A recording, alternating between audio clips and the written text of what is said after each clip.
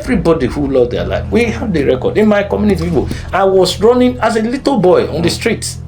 They were shooting at us at this level. I still remember, just at my front when we were running, a young man who was disabled was shot. On the 21st of May 1994, 4 prominent people were killed in Ogoni land. Very sad event, by extension, affected the entire Niger Delta. Very 4 prominent sons of Ogoni land, and indeed Niger Delta. Chief Edward Kobani, Albert T. Bade, Chief Toffalos Orage, Chief Sam Orage. Their lives were cut short. Apart from the 9 people, Ken Saro-Wiwa and the other 9, these 4 people were also victims of the then military government and operations of the IOC led by Shell.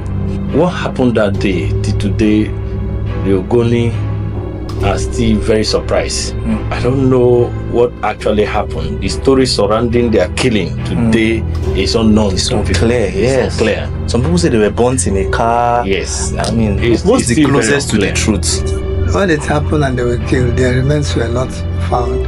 And till today, no one knows exactly where they are arrested. All the villagers, they had ended up. Most of leadership that was part of this game was being arrested. And the security forces are out doing just that.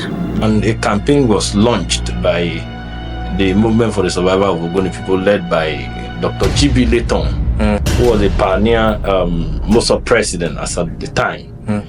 Ken Saro-Wiwa was a spokesman. All these 4 prominent people were there. And because of the campaign against the polluters, including the federal government, they had all the money. They had the international connections. They were directly accused for being responsible of that mayhem that happened at Bioko on that day. You want this honorable tribunal to believe, this commission to believe, that Mossad and its organs had nothing to do with the unfortunate killing of the Ogoni 4. Well, it is unimaginable that we could have sat down. I mean, these were one of the best of the leaders in the area.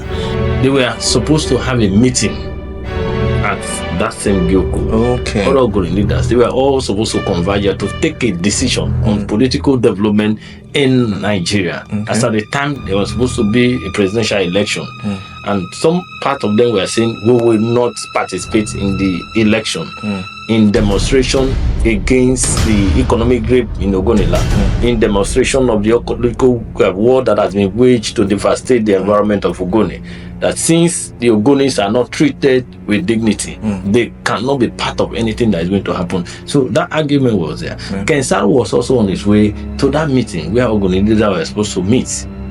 Unfortunately, because of, and that is why we are still holding the federal government and Shell responsible for the killing of the 4. Circumstances surrounding their death now led to the death of over 2,000 unsung heroes and some other prominent 9 Ogoni sons. So the death of these 4 sparked up a chain reaction. Chain reaction.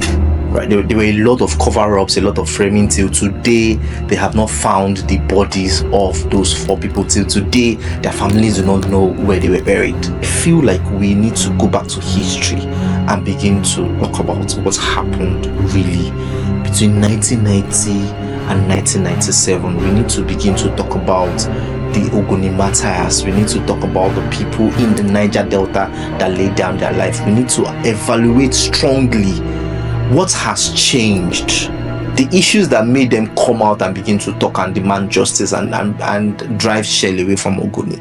Are these things still being repeated today? What has been done differently? 22 years down the line, what has been done differently? I mean, these are things we need to, almost 26 years down the line, what has been done differently? These are things we need to begin to review.